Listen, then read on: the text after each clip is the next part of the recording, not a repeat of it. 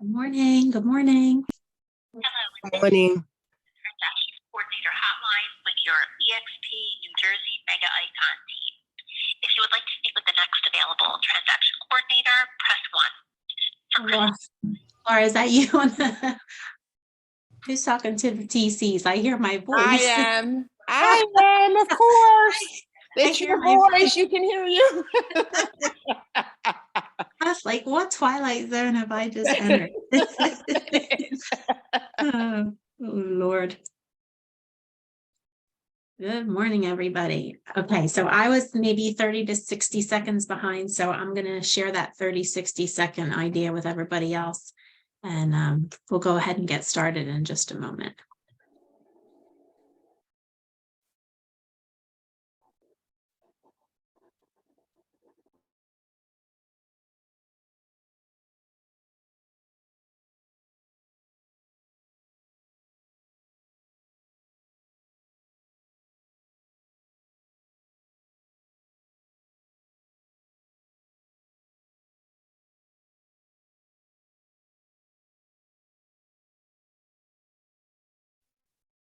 Okay, so we're just about, 2 minutes in, 10 o'clock, trying to make best use of everybody's time. So first and foremost, thank you for being here on our Wednesday Leaders Edge training. This is our second week. Make sure you're in the right place. We're talking getting organized.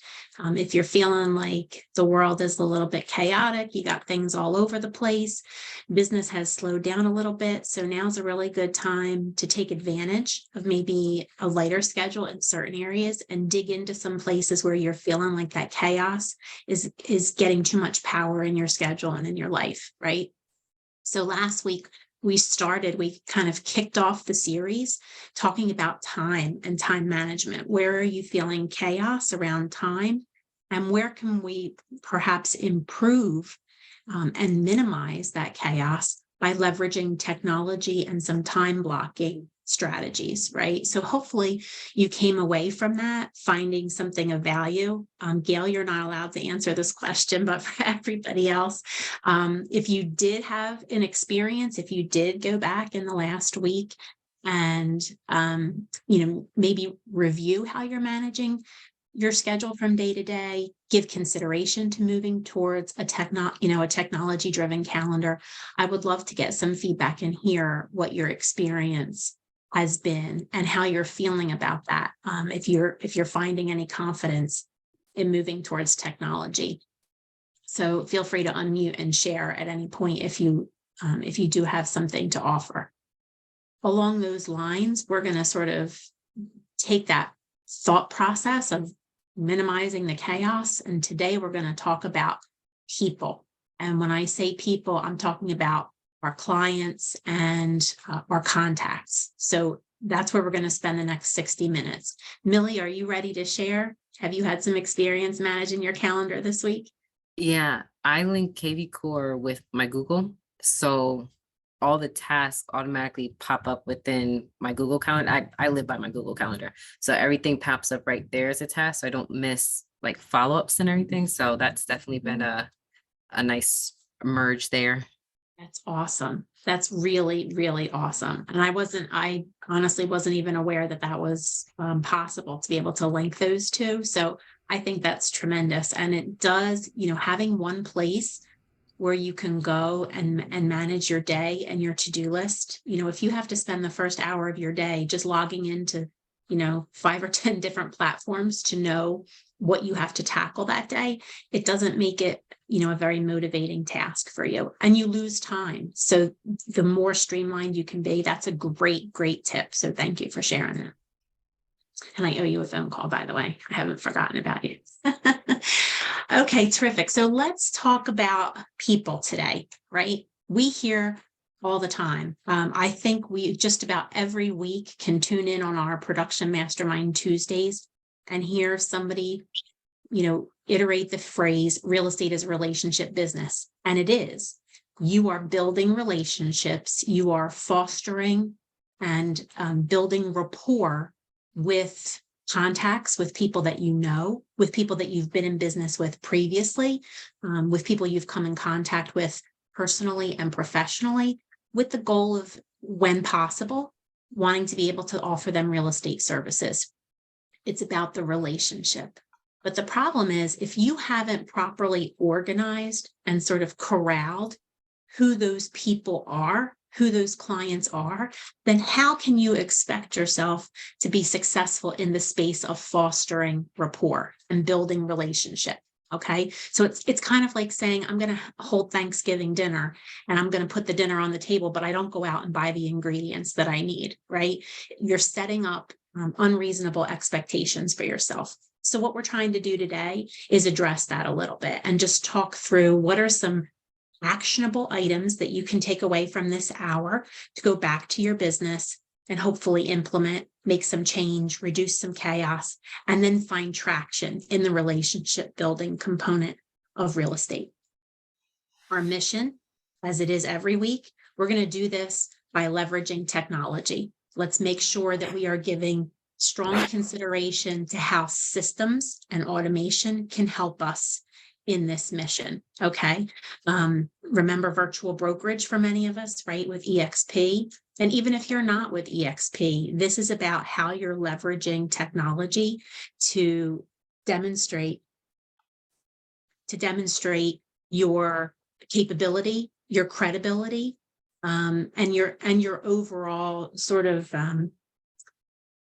modern perspective, I guess, if you will, on the business. Okay. So it's about taking some of these like crazy processes that we might have in place that might have worked for us before, challenge them today. Okay. So, I'm specifically thinking, not to put her on the spot, but I'm specifically thinking of Sarah, who last week talked about how she writes notes on napkins and then she'll hold on to the napkin.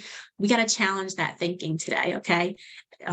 We're not here to keep Post-it or, Scott towels in business, just because that's how we maintain our client database, right? And that's a drastic example. I know. I don't mean to spotlight you that way, Sarah. It's okay. You can do it. I love you, Diana. And same here. Okay, so let's dive in. Here are the questions, and don't just look at the slides. You should be asking yourself these questions. Okay, have you gone through the steps to identify your sphere of influence? Do you know who those people are? And many of you that might be here today or following up on this recording, you might have been through my KV Core training. KV Core is one lens that you can look through as a CRM tool to answer these questions. But for many of you that maybe don't have KV Core in place or have opted for a different CRM or have no automated CRM at all, you need to understand where and how have you identified who your sphere of influence is. And is it thorough? Have you really challenged all of the places and sort of corners of your world where you have contacts that could become potential clients? If you have children, for example, have you thought about all of the people that you've come to know through PTA and sports and, being a room parent perhaps, or participating in some other school-driven activity? Have you thought about all of the other businesses that you support in your local community and the contacts that you've made there? Have you thought about not just your immediate family, but your extended family, friends of family? Don't just think about your mother and father, think about all the neighbors around your mother and father who you have come to know, who have watched you sort of grow and develop professionally. Those are contacts. So don't just look at the first or second level of the onion here. Really dig deep, try and produce as robust a list as possible. Okay, that's the first thing. Make sure that you're getting deep into that onion. The next thing is, where are you managing your client list? Okay, most of you, I know for me as well, that's not one place, that's multiple places, but we're going to challenge that a little bit in just a moment to try and reduce that and consolidate, do some streamlining. Do you have a process in place to add or update to your client list? Okay. When I think about that, I think about, my mom is like the perfect life example of this. She's got a very strict cleaning schedule. She has a weekly cleaning schedule, and then she has her semi-annual spring cleaning, fall cleaning, right? weekly, you do what you need to do to live from week to week and be comfortable in a space. But then twice a year, she gets this special mop out, and she gets the, the ladder, and she's up, doing the walls and doing the chandelier. And that's what you need to do with your database. You need to be in there a couple of times a year doing cleanup and making sure that you're keeping a database that functions at high level for you. Okay, we'll talk a little bit more about that too.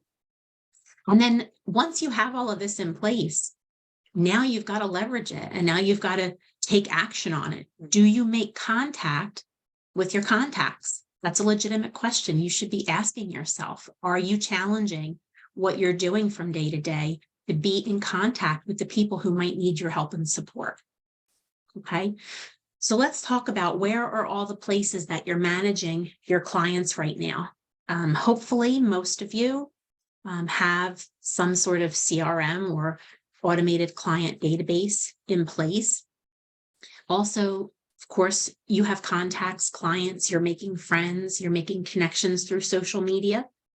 Certainly our cell phones are like are probably our most frequently leveraged and utilized database of contacts. Then you have all of these other outlets too. Who of us are using spreadsheets? Who of us are using pieces of paper and random Post-it notes? Who of us has stacks of business cards that we haven't done anything with? And we've heard that even mentioned, I think, yesterday on the Tuesday Mastermind. So where are all these places that we're trying to manage the people that we know? Okay. And I bet for most of us here, we can check off at least 6 or 7 of these items as potential places where we're keeping these names.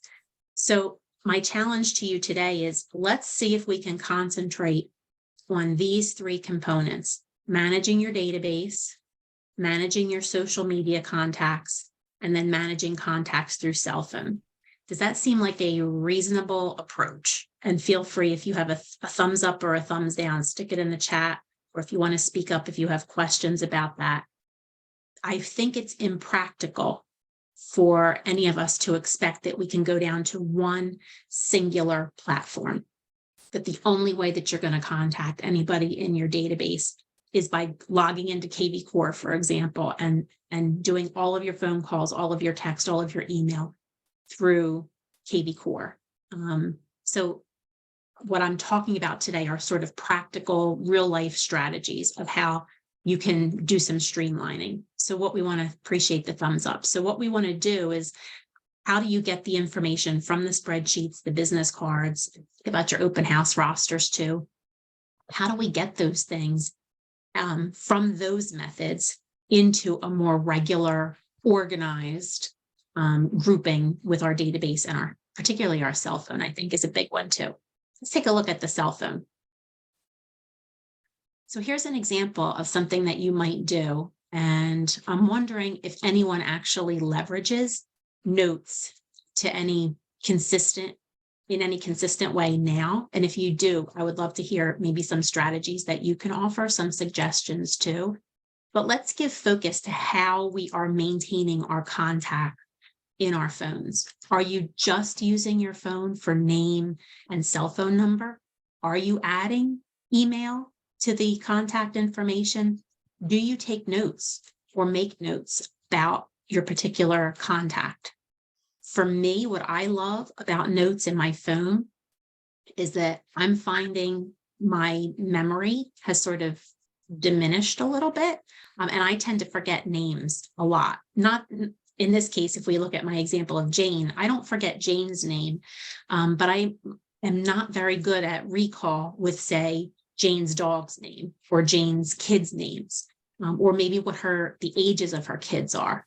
And that's not a deficiency on me, just like it shouldn't be a deficiency on you, feeling like, I'm not going to beat myself up because I had bad memory. But what I'm going to do is I'm going to address it. I'm going to take advantage of this tool that I have in front of me with my cell phone and make notes on that client and make notes about that contact to help me with recall. So here's a perfect example of somebody, and I'm coming to you, Sarah and Millie, I want to hear what you have to say. But so with Jane, let's say I had an open house with Jane and she was a great lead coming into the open house, not working with another agent, may or may not have worked out with 123 Main Street, but she's absolutely somebody, you know, hot lead. So now look what I've done with the first line of my note. I've made reference to the open house and the property. So I remind myself how I came in contact with Jane. And I'm going to use some emojis here. Emojis can be your friend. They can be fun, they can be communicative, but they can also help you as you identify your client. Think about, you know, how many thumbs up or stars or flames you might give somebody to help you identify maybe where somebody is in terms of client loyalty, where somebody is in terms of whether they're a cold lead, warm lead, hot lead. Okay. So I've, in this case, demonstrated flames, making some notes about my experience with Jane. Jane's looking to downsize. And notice here, I put the note in 2023. What if I had said looking to downsize this year? Well, what good does that do me if I pulled Jane up in my phone in 2024 or 2025? Okay. When you're talking about time, whether it's in your database, in your tasks, in your contacts, be as specific with time as possible so that it's always relevant and you know what time period you're actually referring to. And then I just made some notes to help me recall, hey, Jane's got 3 grown boys and she's got Ginger, her dog. Okay. So Sarah, tell me, are you using contacts consistently? Is there something that you're doing that's working or not working on your phone? I think it's perfect because as soon as I get to meet somebody new or I have a new lead, I say first, last name and their budget right next to their name. And then in my notes, I put the towns they desire and what is a deal breaker for them. But I don't put where I met them. So that's something I just learned from you and the date when I met them. So I know for how long I worked with them. I think that's something I need to leverage, but I love my notes and yeah, they help me a lot. It's great. And it's, you know, it's a feature of our phones that I don't think people, you know, they sometimes overlook it and don't recognize that it's there and can serve a really valuable purpose in their business. So that's awesome. I love that you are including, so you'll put, if you have, say, Jane Doe, you'll actually put their budget right in their name field. So it comes up Yes. even like on caller ID.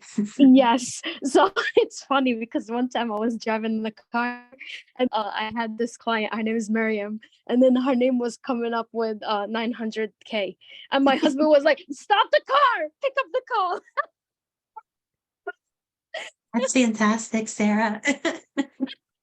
That's great. So again, here's like real life example of how Sarah is making use of notes to offer immediate recall of sort of a frame of reference where that client is. So when the call comes in and she sees that on her caller ID, she's sort of instantly in the mindset of, okay, Marianne, 900,000. I know where I am with this person, as opposed to maybe having to put your brain in that place like, okay, Marianne, okay. Oh yes, she was the 900,000. Okay, what town was she in? You know, let caller ID do that work for you. That's a great strategy. How about you, Millie? Do you use contacts in your phone? I do, and again, I'm going to circle back to KV Core as well. So I have a little bit of a difference between clients and agents. So in my phone, I can pin people within my comments. I'm sorry, I can pin people. So all my clients or customers, I tag them as a client or customer, and their text messages go into a different slot so I can see just people that I'm prospecting or actively with.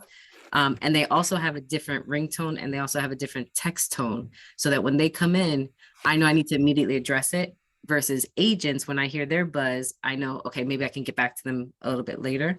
But then when it comes to agents, because I call to host open houses, I'll put that in the agent's notes.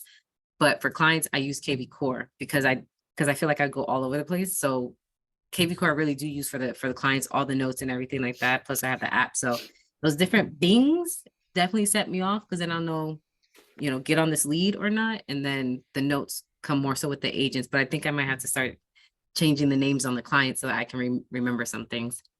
That's awesome. So let me ask you a question. When you have different ringtones set to different contact types, so your agent versus your client contacts, is that something that you're setting up each time you add a new contact? Or is it the result of the tag that you're putting on that contact that assigns that tone? No, it's not that. I actually don't know if my phone can do it based off of tags. But I manually do it once I put them in. Okay. Yeah, and So I actually, think it's that's not the ringtone, it's the text, sorry, because the rings I just answer the anybody, but text tone. but it's the Gotcha. text. I should Okay. do the ringtone. So again, that's another great strategy of leveraging the phone to organize people in a way that makes sense to you. So to Millie's point, she wants to sort of have the ability mentally that as soon as she hears that tone, she knows what she's dealing with, whether it's a client or an agent. Or even for that matter, whether it's a personal call, right? Like I have somebody in my office that every time they receive a call from a certain family member, it's like Darth Vader playing, right? Well, that can mean something to you. And so think about that. All of the functionality that you have in your phone to really go beyond, stretch beyond just first name, last name, cell phone number. Okay. So that as much of your business on the go, you can access between your client contact list, right? So your contacts in your phone, plus accessing your CRM on a mobile version. Okay. So that would be some things that I would say make sure that you're focused on from the phone standpoint. The one thing that's really important that I make mention here, only because it comes up periodically and it was sort of a hot topic at the end of 2022. There were a lot of lawsuits broadly in real estate related to client privacy. So make sure whatever you're doing, that if you're starting new contact with a client, you're with an agent, with a professional, partner, make sure that you're starting that relationship in a position where you have the authority to text, email, or call that individual. And that's especially important if you're using automation in your CRM, because you want to make sure that people have the ability to say thank you, but no thank you. Very, very important. You don't want to find yourself vulnerable to lawsuits because you're violating the consumer privacy protection legislation that's in place. Okay, so I just make a side note of that.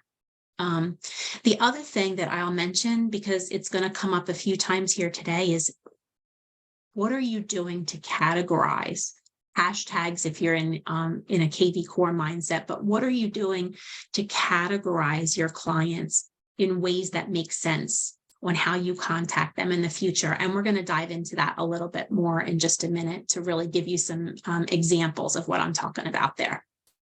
Anything else that you want to share about how you might leverage phones for contacts?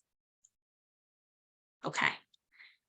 So now let's talk about if we're leveraging the phone for contacts, and I'm going to assume that we all have something going on with a CRM, or that maybe you want to work towards that, getting your contacts into a database so that you can help manage how many times a year that you're touching them. And then the other thing is social media. If you're out there selling real estate, and you have the mindset that you're not going to be a secret agent, then you should certainly have a presence on social media, right? You should be on Facebook, you should be on Instagram, should be on LinkedIn, and you should be monitoring those platforms as well for new lead opportunities, new contact opportunities, right?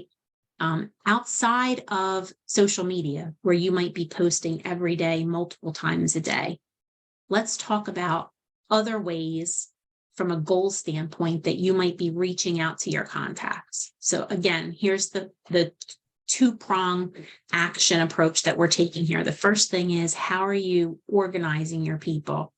And then the second prong is, how are you remaining in contact with those people? Both of these things require your time and your attention in order for you to ultimately get these people converted to clients and contracts and closings. Okay.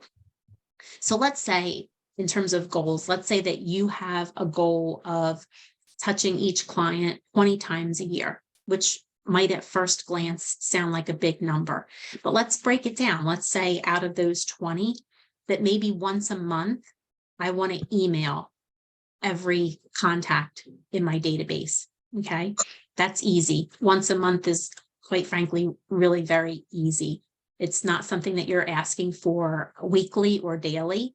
And I think it's sort of that happy medium. Obviously, if you're dealing with somebody in your funnel, in your pipeline, who's looking to close now, who's looking to close in the next 60 to 90 days, or has even expressed an interest to you about closing this year, you're going to ramp that up, okay? Because you're not talking about just keeping in touch with somebody in your sphere. You're talking about, at that point, an active lead, okay? So active leads, you should certainly be ramping up and being in much more regular communication. And depending on where they are in the funnel, that could even be daily or multiple times in a day, right? But what I'm talking about here in terms of goals are those people that, you know, maybe they bought a house from you last year and sort of in your mind, you're thinking, okay, perhaps in another 3 to 5 or 5 to 7 years, they might be ready for their next home, either maybe moving up, downsizing, whatever the case may be. So what am I doing in those in-between years to stay in contact with them?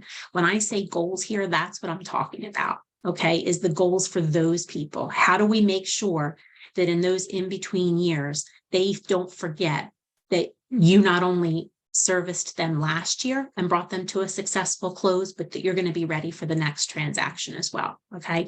So in that 20, once a month, totally doable. And we can talk a little bit about how you might accomplish that. Then let's say maybe 4 text messages a year.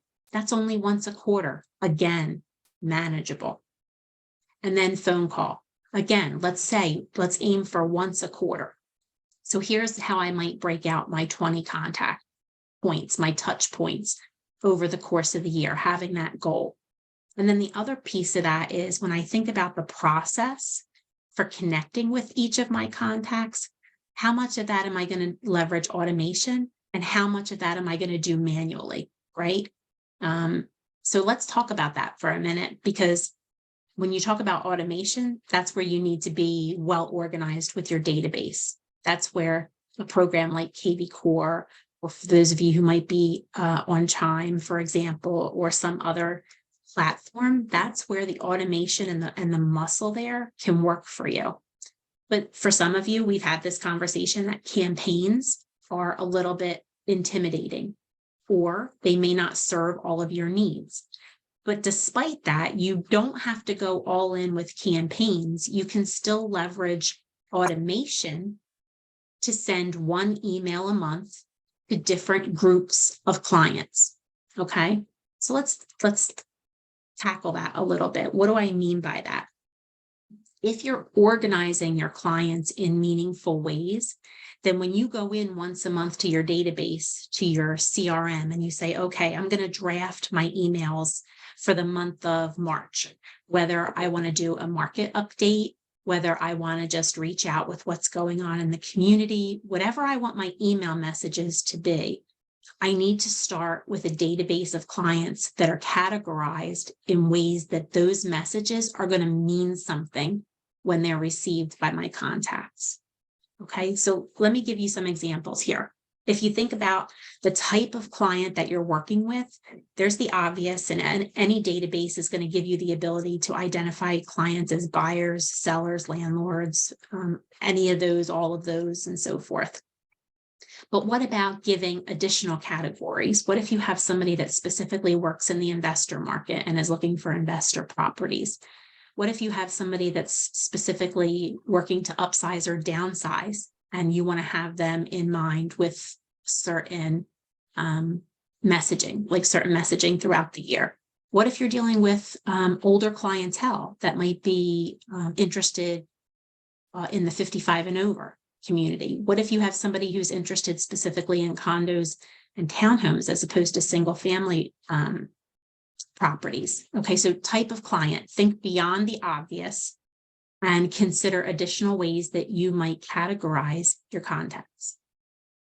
Another thing that you want to consider when you categorize, and I mentioned it before, when you look at a contact, give a time reference and make sure that the time is not just this year, this month, or, met them at, this networking event. Be specific with the time, because when you go back later and look on that note, it's not going to mean anything to you. You won't know what year it is. to give you better frame of reference so that you can take action on that client. Every time you close with a client, you should add that category. So if you close with that client in 22 and 23 and 24, then you put that client in each of those buckets, for if you're in KV Core mindset, in each of those hashtags. Okay.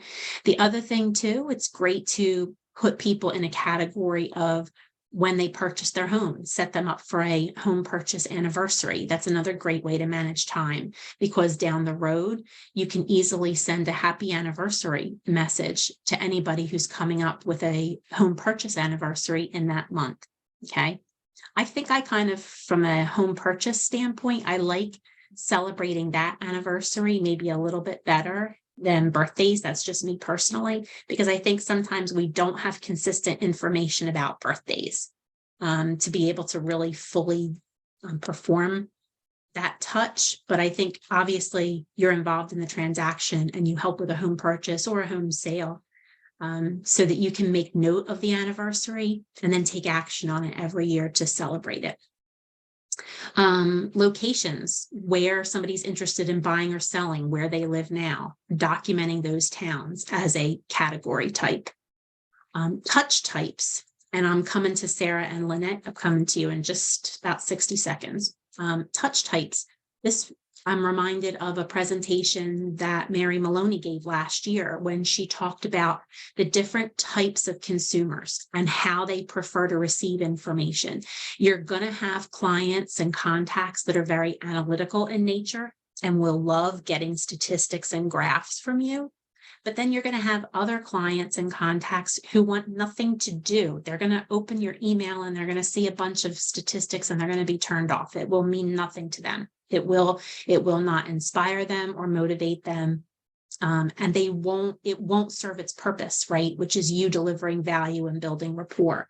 So for those people, you want to make sure that you identify them as maybe more warm and fuzzy or community driven touch types. Put them in a category where if you create 3 emails a month, let's say, one of them is maybe analytical, very numbers and statistics driven.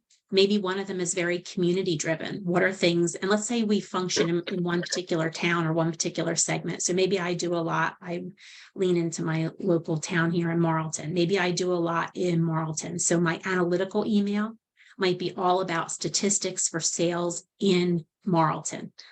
How the average price point has changed, number of homes on the market, number of properties that went to close, things that are happening with mortgage interest rates. That might be all in my monthly analytical email. So I'm drafting email number 1 to reach that community and that category of contacts. Then maybe my second email, again, still looking in the area of Marlton, might be meant to address the people that are very community minded. What are some things that are happening in the community that I want to highlight and draw attention to? Now I'm maybe more subtly reminding people that I'm in the real estate business, but I'm speaking a language that they understand and that they welcome because they want to tap into what's happening in the community. And they maybe want to participate in some of those events and happenings. Okay. And there are other touch types too. The third one might be somebody who's more visual.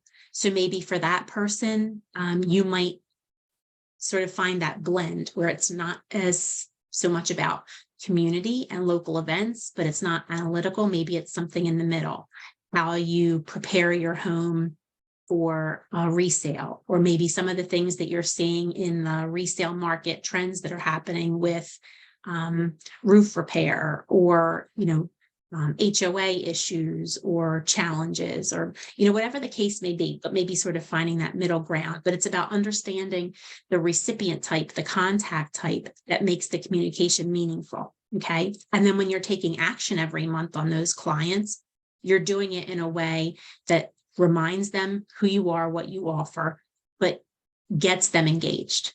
Okay. Lynette, did you have a question or a comment? Kind of a comment, but thank you very much to Millie about when you categorize people to give them a different ringtone, because previously I had limited that to just family. So I know if one of the kids are calling, they have a special ringtone. So now I know I can expand that to clients, friends, and that Darth Vader, I might use that a lot. Okay. And also with the home purchase anniversary, I've been going back in KV Core with some of my older transactions before we moved over to EXP. Mhm. And I set up the anniversary date. And I also use that as not an excuse, but an opportunity to call them and say, happy anniversary. Can you believe it's been 3 years, 4 years, whatever it is? And to also ask for a referral. Fantastic. That's fantastic, Lynette. So that's what's really important there is that you are not just staying in touch with that client, but there's sort of, you sort of slid that in at the end. But I think a lot of people forget that you should be leveraging your clients and your contacts to ask for referrals always, always. Because that person may not have a need for a real estate agent, once, but every 5 or 10 years. But I guarantee you, they know somebody that they can refer to you way more frequently than that, right? So it's about staying top of mind for both their business and that referral business. So that's a great point that you make there. I love it. And I'm glad that you found value in the ringtones. I'm going to sit down tonight and assign a ringtone to different categories of mine as well. So that's going to be fun. And the other thing too is, like I said before, showing you with the contacts, consider a rating system. So if you're working on your phone, maybe leveraging emojis. If you're working in KV Core, maybe you create hashtags around that rating system. Let's think about stars, for example, and this will come into play in a minute or so when you see kind of where I'm going with this. But let's say you categorize your clients with 1 to 5 stars. So where flames might be where they are in terms of a hot lead, a warm lead, a cold lead at any given time, that can change, right? So you can, and that's the great thing about these categories, is that you could go in and adjust flames or stars up or down at any time to reflect where you are in the moment. But let's say in terms of stars, what you're thinking about there are clients who have maybe demonstrated greater levels of loyalty versus maybe less loyalty. And less loyalty maybe because somebody's just brand new or just coming in as a new contact or a new lead, and you haven't really been able to fully evaluate what that person, how that person will measure with loyalty. But at the same time, you have people in your contact list that are extremely loyal, who you consider sort of absolute top priority, that if anybody's going to get those 20 or 25 touches in a year, it's going to be those 5-star contacts. Okay, so use a hashtag that or a category, whatever organization system you're leveraging, that helps you reflect that and measure that.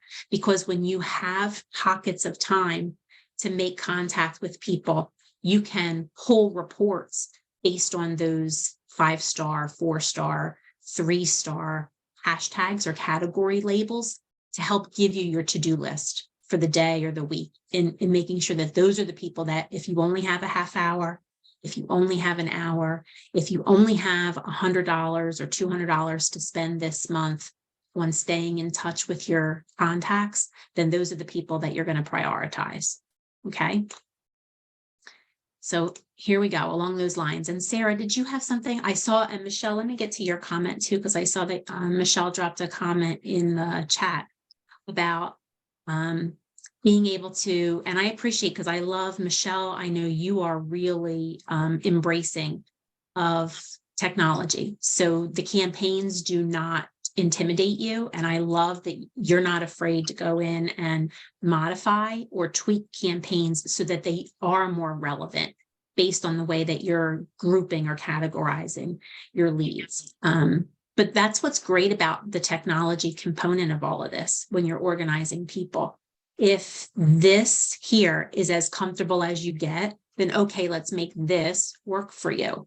If you are happy to learn and really dig deep into a CRM like KV Core, then okay, let's lean into that and make that work for you and put you in touch with training and resources so that you can leverage and really flex that muscle too. Okay. Diana? Yes. Can you like maybe sometime in the future just go over the do not call list? I know this is like a big issue if you do get in touch with someone that's on a do not call list. Like if that happens, God forbid, right? Like how would I protect myself? So one of the things that and that's a great question, Sarah. One of the things that you want to make sure of is that you give people the opportunity to opt out.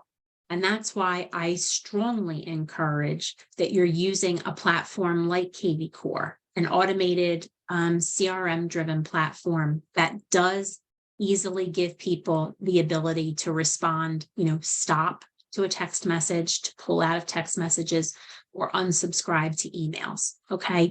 KV Core has that automation built in. So if you are texting or emailing from there, you can rest assured that if somebody does opt out, the system will automatically document that in their contact profile and then remove that capability. So if you have them on a campaign or you try to email them, if that function has been opted out and turned off, essentially toggled off in KV Core, then they're not going to receive your email.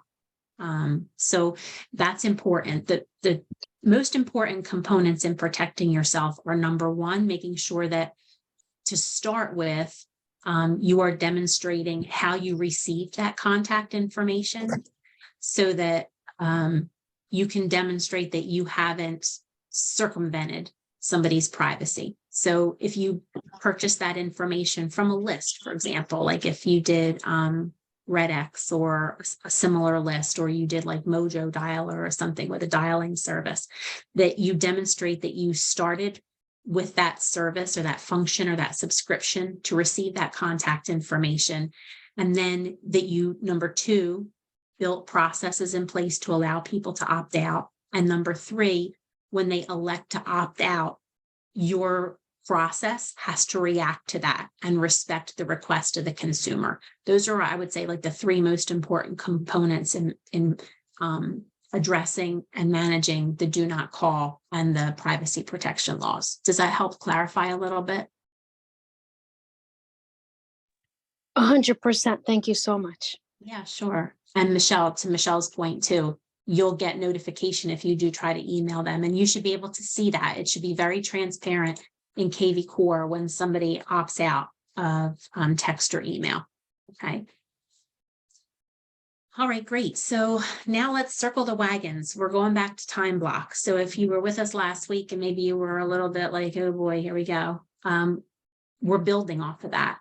So if you are starting to get yourself in the mindset of I need to plan out my day or plan out my week, you want to make sure that you are devoting time to taking action on your database, on your contact list. So if you've taken the steps initially to organize your people into those three categories that we're talking about. So let's get everybody out of the spreadsheets, and spreadsheets can be a conduit, right? Like maybe you keep a spreadsheet every month and then once a month you're uploading it into a database. That's fine. But in terms of like ongoing where you're housing people and then where you're managing the relationships, don't let that be in a spreadsheet. Don't let that be on a Post-it note. Okay. So what we're talking about is now you're going to take those, let's say we agreed to those three platforms. You have your CRM, you have your contact list on your phone, and you have your social media platforms. Now, how are you staying in touch? How are you contacting your contacts? Okay. You should be thinking of this when you time block in terms of daily, weekly, monthly, quarterly, and semi-annually touches. Okay.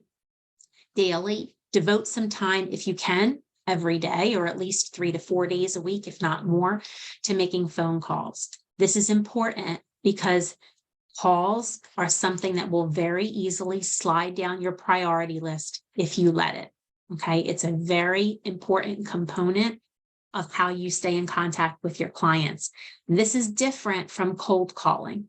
Okay. Because I've had conversations with many agents individually who have no interest or desire to cold call. And I'm not telling you to go against that if that's not how you feel you're authentic in the way you run your business. What I'm talking about is staying in touch with the people that you know, the people that you've met.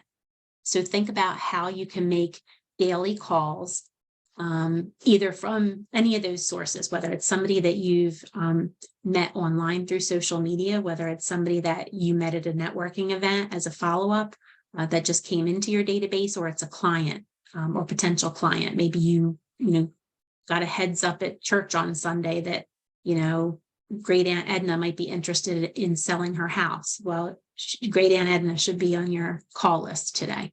Okay. So think about who you're reaching out to. I've always said, make sure that you're having 5 meaningful conversations a day. If you can do that through daily calls, then you're hitting 2 birds with 1 stone. Okay.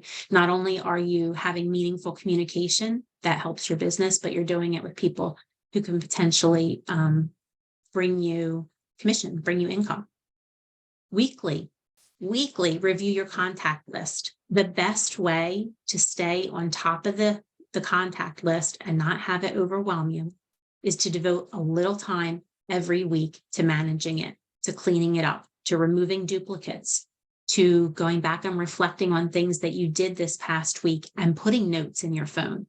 And even think about how many pockets of time you have in your day, let alone your week, where you could be taking steps right on your phone, sitting in a waiting room, sitting, waiting for an inspector, sitting, waiting for a closing, waiting. How many pockets of 10 or 15 minute times do we have throughout our week where we could be leveraging that instead of just sort of squandering those minutes and being mindful of contacts in our phone and how we can make notes? Time block for that monthly email. Like I said, if you are taking the approach that all of your contacts fall into either an analytical or a community or maybe some other similar minded category, then once a month, you're going through the exercise of drafting your email for that month that speaks to that language, speaks to that sort of preferred messaging, and then send those emails out to everybody in each of those categories in your CRM. That should be something that any CRM, whether it's KV Core or something else, can handle. Millie, did you have a thought or comment? I did. So again, KV Core, I just think it's worth it. But I like this kind of idea, like set it and forget it. So what I started doing, and again, we're waiting for that close, but what I started doing was with my clients, before I close the file, I add a task. So again, it syncs up with my calendar, but that means that, I, like you said, with their blocking, right? I know Thursdays are going to be my call. So I'll set a task and put them to follow up on Thursday. This way I know, okay, I have to call them. What do I have to call them about? And I forget it because it's going to come up on my desk. So it's a way where I'm not like, what do I have to do? How do I have to do it? When do I have to do it? So every person, my goal is to get a task. So, and it doesn't matter what it is, email, text, video call, send them a newsletter, whatever it is, but get them on a task. So I'm constantly remembering that they're being engaged with them. That's awesome. So there's a lot of important points in there. Millie's talking about creating an automated process so that she doesn't have to spend a lot of time thinking about what she's going to do today. She just has to go ahead and execute on it because her task list is going to be there in her inbox, telling her exactly what needs to be done. She's spending those minutes doing it. Okay, so that's a really important thing. Another thing too is that she's mindful of not wanting clients to fall through the cracks. So by taking every new contact and giving a task item, what you're doing there is making sure that every single contact remains relevant to some degree. So whether it's, follow up in a week, follow up in a quarter, follow up with a monthly email, she's building a task around that. So there's a couple really great points there. Thank you, Millie. How about you, Lynette? Because KV Core sends you an email every day. Yes. With to summarize leads and tasks. Now, this might be a very real estate 101 question, but I have never understood the subtle difference between a prospect and a lead. In my mind, they're the same thing. I mean, a lead is something that maybe comes in from follow-up or something like that. So please explain to me. Sure, absolutely. So the way I explain it, when somebody, if you think of the categories, I'm going to speak specifically to KV Core because that's the platform that I best know. But if you think of the different categories along the client journey in KV Core, you have sphere, you have prospect, you have new lead, active lead, and I think it goes to maybe client contract. But the ones that I agree are all vague are those ones in the beginning. So in terms of new lead, that's where you really want to emphasize is new lead. So this is somebody who's coming in new to your database. Anybody that comes in new through an automated channel, whether they went onto your website and registered or responded to a Google ad that you may have, if they're coming into your database, KV Core will automatically assign them the new lead status. Your job, in my opinion, as the agent, is to get that person off of new lead as quickly as possible. Okay, they shouldn't stay parked there. You need to be reaching out to that contact to determine where are they in the pipeline? Where are they in their search? Are they serious? Do they have a lot of time? And then you're going to make the assessment. If it's somebody who is ready to actively search to buy or sell, is actively ready to list, then you're moving that person to active lead, okay, getting them off of new. If it's somebody that you recognize is not serious, and really you need more time to sort of evaluate where the relationship could go, then you would slide them back to prospect, okay? And then sphere would be anybody that that came to you through a relationship that wasn't funnel driven, that it wasn't somebody who registered on your website or received one of your postcards. There you're talking about somebody that you have sort of a personal relationship or connection with that you maybe manually brought into your database because of that contact or relationship, if that makes sense. Okay, thank you. That makes it a little clearer. Sure. So you're a lead, and then after, which you have to contact them in a nanosecond, then after that, It's they true. move into prospect. They can move, if they're serious, then they move into active lead. That's somebody that you want to, if you think about those points on the client journey as sort of, stars or flames, somebody who's an active lead is maybe in the 3 to 4 flames. Somebody who's a new lead, it's somebody that you want to act on quickly, but you don't necessarily know where they are. You have to make that assessment through communication, right? Through phone call, text message, email. If you determine that somebody is less serious, then you can slide them back to prospect, which would be more of the 1 to 2 flames, if you will. So if you kind of think of it in terms of how serious somebody is, that might help you make sense of it. Okay, thank you. Yeah, sure. How about you, Millie? Is there something that you do with KV Core? No? Okay. All right. Awesome. So along those lines, we're talking about, what you're doing. First action is getting these people organized, but then second action is how are you blocking out time in your calendar to make contact with your contacts? We mentioned the monthly email. Another thing, and I'll show you just as a side note, we're going to talk about marketing ideas in much more detail in the month of April, but I'll show you in a second what I'm talking about with the quarterly gift ideas. And then twice a year, just like my mom gets out that special mop and that, pristine step stool, she's going for the chandelier twice a year. That should be you going for the chandelier twice a year, really digging deep and making sure that your database, purging clients that might no longer be relevant in your database, updating categories for how people's lives and needs change over time, and then making sure that you're just avoiding sort of duplication or overlap in the places where you're managing your clients. Do the same thing with your phone too. Don't just limit it to your KV Core or your database.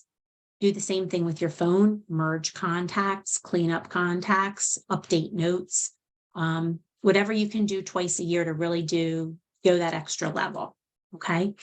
So just as a side note, I'm talking here about, quarterly gifts. And one of the things that I think so many of us, again, want to do, but struggle to do is reach out to clients with maybe a gift or sort of going that next step. So if you really want to find those 5-star clients, right? So you've gone through the effort of organizing your database. Identifying those people who 5-star are absolutely the most loyal to you, or maybe 4-star, where they're pretty close, and a personal hand-delivered trinket or gift, gimmicky gift, if you will, like this, can make all the difference in that person being a 5-star for life kind of client. These are very easy and inexpensive things that you can do. That's the key word, right? That's one thing I promised at the beginning, is that I'll do what I can to make sure every week when we talk strategy, we're trying to do free or low cost wherever possible. So these are not free. But when you're talking about your 4-star and your 5-star clients, high loyalty clients, these are very inexpensive ways to make sure that you're getting the message out, asking for business, and staying top of mind. So, goldfish or Swedish fish, fishing for referrals. You can go and buy a box of Swedish fish for $1 at Target. You can go online with Amazon and you can buy a 1,000 door hanger bags, right? Like really long sleeve door hanger bags for less than $30. So you can put together this type of marketing and time block into your schedule, whether it's maybe once a month or once a quarter, driving around to the homes of those 4-star and 5-star clients and leaving this type of messaging or gimmicky gift to just remind them once again that you're available for them and for their referrals. Okay. To the point that was made earlier, do not overlook opportunity for referrals. And this is just one more level in the layer of all those contacts. If you're trying to hit your 20 contacts, this is going to be sort of a very powerful punch among those 20. Sometimes the email might resonate on a scale of, 0 to 10 in maybe the 4 to 6 range, maybe 7 or 8, depending on the timeliness or the quality of your content.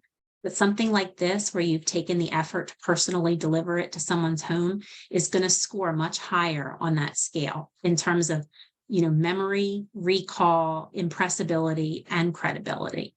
Okay. So think about that as you're factoring in what your process will be for keeping in touch with your contacts. Any questions? We're going to switch gears a little bit just for our last few minutes. Any questions that you might have about strategies to walk away with today, or what you might need to do to organize your people? Okay. All right, good. Then let's talk for a few minutes about another aspect of people that you might not have given consideration to. It's not so obvious. How accessible are you? So if somebody needed to reach you, could they find you? And these are the things that I'm talking about. Again, ask yourself these questions. Don't just read the slide, but ask yourself, is my email signature complete? Do I have all of my contact information there? If I'm using links in my email signature, do they function properly? If I say this is my website and somebody clicks on it, are they really going to my website? Check all of that. Make sure if somebody needs you, they know how to find you, that your email works. Also, when you're sending communication, so whether you're working through your standard email platform, whether you're working through your CRM, or whether you're working through some other technology venue, do you have a signature set up so that if somebody receives an email from Deanna, are they going to be clueless of how to get in touch with Deanna? And I'm not just saying reply to email. I'm saying make sure that you're giving full and robust options to that contact to reach you. Phone, email, website, social media, all of those things are important. And we know that different people like to communicate in different ways. So the more accessible you are on those different platforms, the better. But you need to make sure people know how to find you on those platforms. Okay. Another thing in terms of accessibility, are you active on social media? And if you are you making sure, just the same way that you're checking your inbox for your email messages, are you checking your direct messages and your Facebook messages on a regular basis as well? Super important, because if people find you on social media, that might be the preferred way for them to communicate with you, is through messaging. How about you, Sarah? You have a question, a comment? I do have a comment. So a few days ago, I get a random phone call, and when I picked up, it was a lady that she found me on social media. She found me on TikTok, and she's working with me now. She got her pre-approval. We are going home shopping, and she has a good budget too. So I am so excited. She's from Brooklyn. Fantastic. And she found you on TikTok. She found me on TikTok, and I'm so excited because I do love TikTok, but I did not expect it to come from there. I'm very heavy on Instagram, Okay. but now I need to switch gears. Well, I think one of the things that I think we're going to be spending some time on too in April is really looking at ways that you can do more in social media, where you can maybe do something once and have it resonate with multiple platforms. So again, leveraging technology and automation to help you be in as many places as possible without it being a total like sort of time drag. Because it can, social media in and of itself can really suck a lot of your time. And it can kind of be a bit of a rabbit hole too, right? That you start out fully intent on reaching out to, messaging a few people. Maybe you have your 20 minutes today. You're going to message 20 people on Facebook just to see how they're doing, see if they have any referrals, or maybe check in on recent business dealings or something. And then all of a sudden you're stuck in those reels. And then all of a sudden 2 hours have gone by and you've completely shot your goals, out of the universe. So whatever you can do to be efficient with social media, that's really important. And I think the more that you can do across multiple platforms, because exactly to your point, Sarah, you never know where something's going to resonate. Let me ask you a question in terms of that person finding you on TikTok. How did they Yes. call you? How did they get your phone number? I always have all my contact information on TikTok, Instagram, Facebook. I have it in my profile. I have it. I every like 3 posts, I make sure I go post my business card. Yep. So that's exactly to this point. You make sure that you are accessible, that not only do you have a social media account, but if somebody wants to get a hold of you, it's not going to be them launching an investigation to find you. You make it as Agreed. easy as possible. Absolutely. And those hashtags are so important, because I asked her, I said, how did you find me? She said on TikTok. And she said, I used the hashtag American Arabs and you came up. Really? I Very, swear. very interesting. Now, just to the point, for those of you who are wondering, what Sarah is describing in terms of a hashtag is not the same thing that we've been talking about up till now in terms of hashtag with CRM. When we talk about hashtag with KV Core, that's a private label that you are giving to different contacts in your database to categorize them in meaningful ways. What Sarah is talking about is a public hashtag that you tie to either your post or your profile on social media, so that if somebody is trying to look for, and what was it, American Arab? Correct. Yeah. She needed somebody Yes. that speaks Arabic.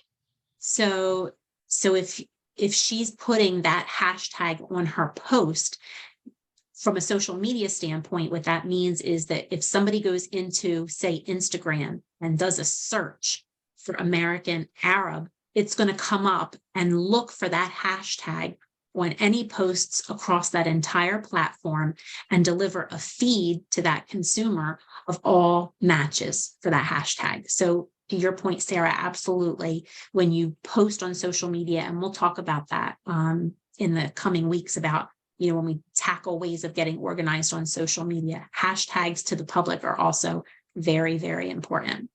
Yes. And you know what else, Diana, I'm gonna close my 4th deal for this year next week. And I've been leaning into my people. I think it's a great way to generate free leads, to lean into your people, lean into your community. So I joined this private Facebook group for American Arabs, and it's been bringing me people. I think that's fantastic. And that's something that I really appreciate that comment, Sarah, because when I speak with agents, I really, because so many people will come to me and say, I don't want to cold call. I just don't feel comfortable.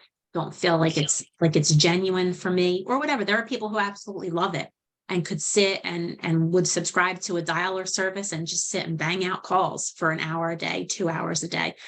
So I'm not suggesting that you shouldn't do cold calling, but what I do suggest is that you identify the activities that you will most commit to, right? So in your case, you are, if I could say, a true like people person, and you connect with somebody and then you really sort of go all in that relationship. Well, you going all in that relationship should not exclude your ability to serve as that person's real estate agent. So I appreciate that you embrace those areas where you're comfortable, the community groups, the networking groups, your people, leaning into your people, to your sphere, to be able to leverage that as a source of business. So that's great. Fourth deal, we're not even a quarter of the way through the year. So you're killing it. That's awesome. And I love that. And I think that's really encouraging for other people to hear that they can do things that make sense to them. They can lean into places where it's meaningful to them and have success too. So awesome. Thank you for sharing, Sarah. Thank you. Okay. So keeping along those veins, are you accessible? There are things that you can do, and this is where we might get into the borderline. Do you want to spend a little money on this or not? And I appreciate having a couple of examples to share with you from people who have participated regularly in our training with Rochelle and Michelle. Think about ways that you can not just have a robust email signature, right, for people to get in touch with you, but there are some other things that you can do from a technology standpoint to deliver your full resume, to let people know, soup to nuts, what your qualifications are, to give them a sense of what your business is, what your mindset is, what your value proposition is. A couple of examples that I want to show you are Linktree and One Tap Connect. And that's where I'm going to leverage examples that Rochelle and Michelle have shared with me previously. These are, again, going to be places where you can build out like a landing page, if you will. And I want to show you examples. Let's start with Rochelle. This is a Linktree. And Linktree, from what I've researched, can be a free to low cost option. And essentially what it does is you can use Linktree with a QR code or with an actual link. Like you can link this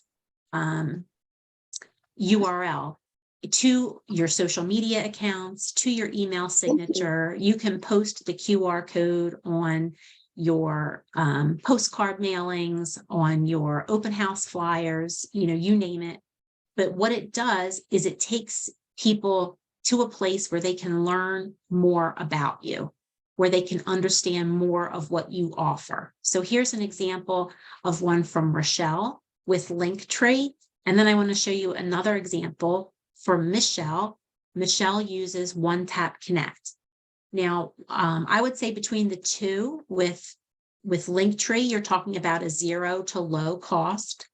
With One Tap Connect, you're talking about, I think, a more significant upfront investment to launch the product, but then the annual investment is manageable and more in line with what a low cost option would be with Linktree.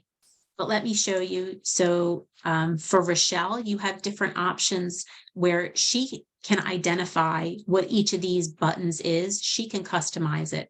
So whether it's learning more about Rochelle and her background, whether it's about leveraging certain services that she's providing, whether she's trying to give resources, like a free moving guide or a downsizing guide, she can customize each of these buttons on her Linktree. Okay. Same thing with Michelle. If you take a look at One Tap Connect, now this is going to be, like I said, you're going to pay a bit of a price up front to get something like this started. But let me show you, with Michelle's permission, just all that you can do with this type of platform. So this is like giving somebody one link or one QR code that essentially is going to open up not only every way that they can connect with you. So each of these buttons becomes a viable way for a person to connect with you. But then she has the ability to basically plug in her entire resume, all in this one link. Okay, so here she's got sort of that resource area that Linktree offered, but she's expanded sort of all around it. And because she's sort of paying that larger fee up front, it's going to give her access to more design opportunity so that she gets a look and feel that's attractive to the consumer, with, I think, a little more customization, if you will, than maybe the standard Linktree platform might offer. But the idea here is just appreciate in the guise that it's given. We're talking about making contact with our contacts. And an important component of that we might overlook is how accessible we are. So these are just two examples of ways that you can be accessible and clearly demonstrate who you are and what you do, that you're not doing it in private or in secret, if that makes sense. Oh, Teresa, thank you. If I could share, I'm going to share Teresa's Linktree. That's great. Thank you for the link. So awesome. So and Teresa, if you want to jump in and offer any comment on how you leverage this and what type of success you have with it, I would love to hear from you. Hi. I just try to make it cohesive to everything I'm doing, because most of us probably aren't just doing real estate. We're also doing other things or have other creative outlets. And so I actually leverage it by using the link to my seller's guide, because I do also subscribe to KCM. And so that goes right to the seller's guide that I have through my KCM. It goes to Current my matters. Calendly to schedule consultations, to my Calendly link, and then to my books, and also my website, the testimonials page. That's awesome. That's awesome. So see how she can give, and think of the whole idea. It's a Linktree. It's giving you sort of the trunk that, people have one link or one QR code or one access point that can then take them in so many directions to explore a professional relationship with you, to learn about you. Let's face it, most people in the world today, if you think about how we transacted business 10 years and 20 years ago, 20 years ago, if I needed a professional, if I needed a plumber, if I needed a roofer, if I needed a landscaper, if I needed an insurance agent, for example, I was going to maybe go through the phone book, also maybe 20 or 25 years. I was going to go through the phone book. I was going to find 5 or 6 names and I was going to start making phone calls. And I would essentially go through an interview process over the phone, right? And it would be everything from asking about their pricing, asking about their service, are they insured, what's their background, and how much is it going to cost me to get the service? Now, I'm not going to a phone book. I'm going to the internet and I'm doing as much research as possible there before I make my first phone call to enlist somebody for their service. Okay. So the more that you can do in this space to be accessible and to define your value proposition, the more opportunity you're going to have to make contact with people who feel that they know you, like you, and trust you just from what you've posted on social media or in platforms like Linktree or One Tap Connect. Millie, did you have a comment or I have a question? question. Yeah. For those who use Linktree, and set up a booking, right? Like book a consultation. What do they use on the back end? I know a lot of people use Calendly, and I'm still trying to figure it out, because when I send out booking requests, it's through my regular Gmail, and I don't like that touch. I rather have it a little more polished, but I have no idea how to use Calendly. So what are the booking consultations that they're using? So does that make sense? Teresa, you said you're using Calendly, right? Yes, I use Calendly. Yeah. So if I were sitting here at your Linktree, where would I go if I wanted to book a consultation? Here to the Let's get listed to sell. Let's get listed. Okay. So let's take a look at what happens. So what you can do, Millie, from a Calendly standpoint, is you can, when you create a new event for bookings, you can copy the link for that event And then what you can do on the back end when you're building your link tree is you can plug that URL link into the back end so that the consumer just clicks on that button and it's going to take them directly to the booking page within Calendly.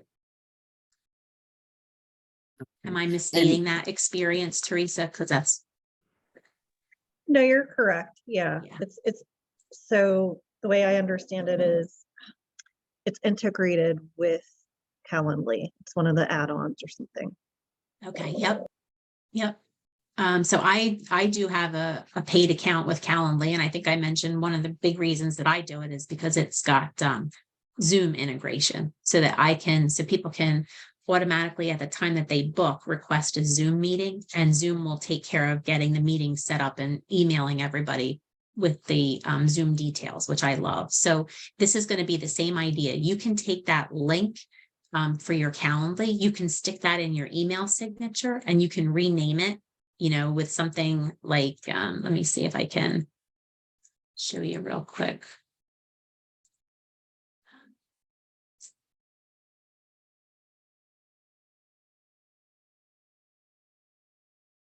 And as you're searching for that with Calendly, you have to, as the person that's on the receiving end, our end, right?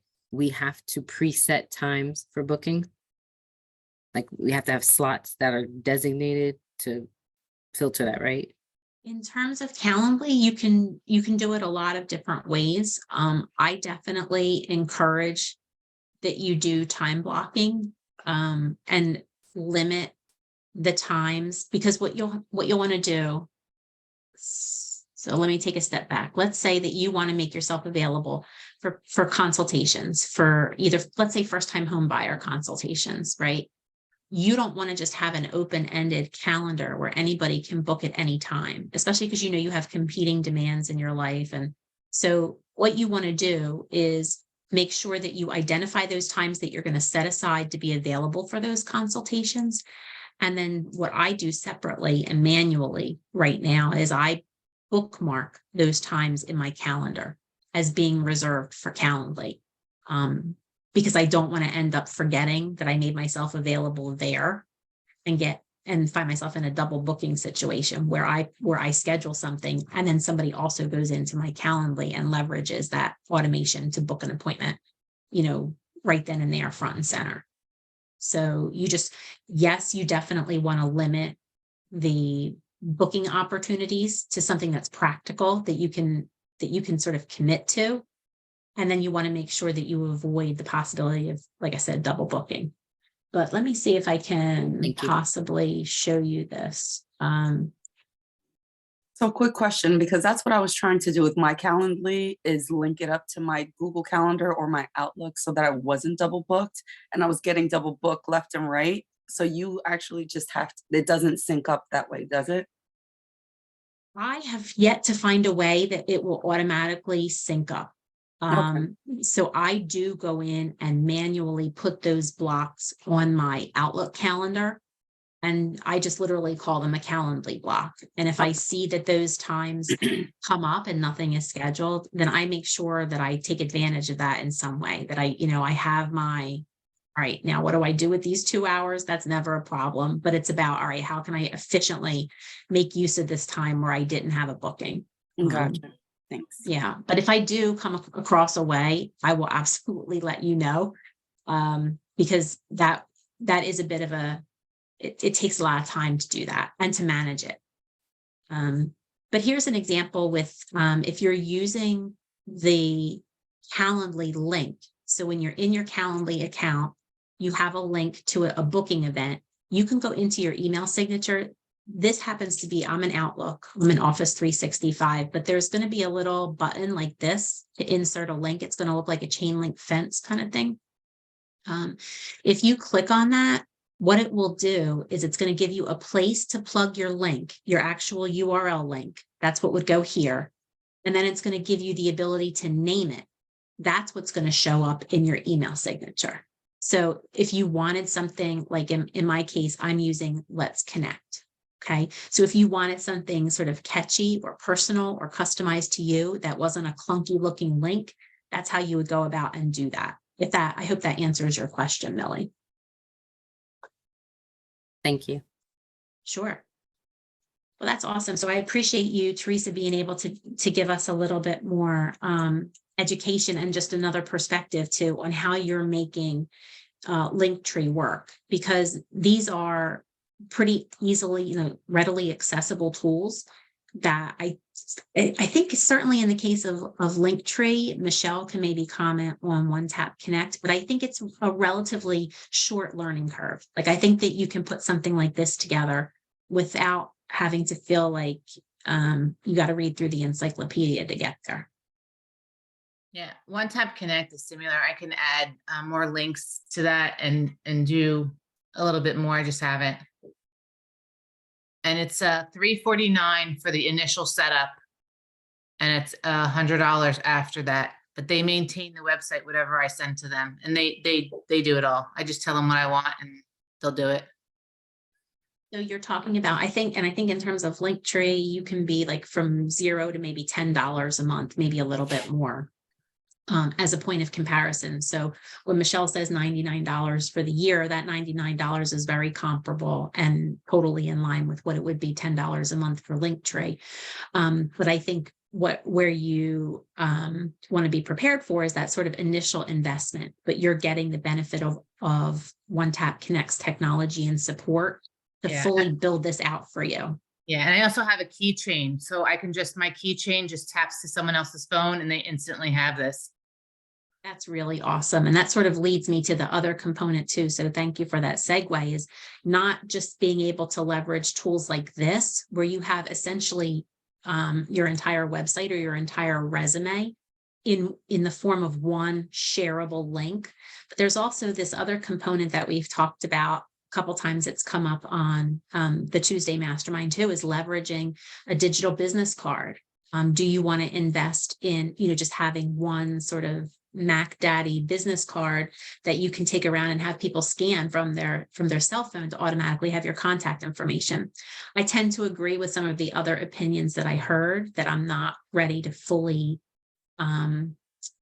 abandon, physical business cards, because you're not always face to face with a person where they're going to be able to scan that electronic card. So I think there is a place for the paper cards, but at the same time, if you're looking for ways to demonstrate that you effectively use technology and it doesn't intimidate you, that sort of all feeds into the idea of knowing, liking, and trusting someone who knows how to manage their business effectively. Okay.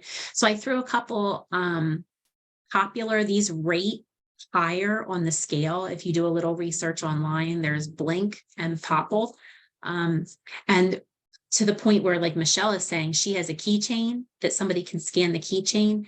Those options for digital business cards are much the same way, that it's not just the business card option, but you can do like wristbands or keychains, or I've even seen where there's like almost like a pop-it disc on the back of your phone, but instead of it being a pop-it to hold your phone up, it's to be able to scan your digital business card or your digital resume. So these are just additional things for you to consider when we talk about how we're organized and how visible and accessible we are. These are things that you might want to think about how you can incorporate into your business.